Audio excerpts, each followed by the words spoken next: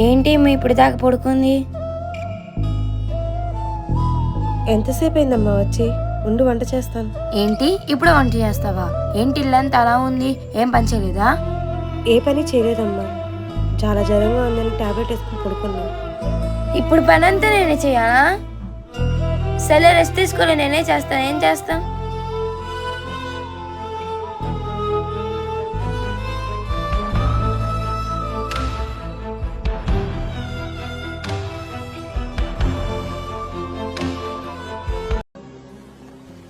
అమ్మో, సగం చేసే పనులకే టైర్డ్ అయిపోయా. అమ్మ రోజు ఇంత పని చేస్తుందా? అమ్మా, ఈ జావ తాగి మందులేసుకో.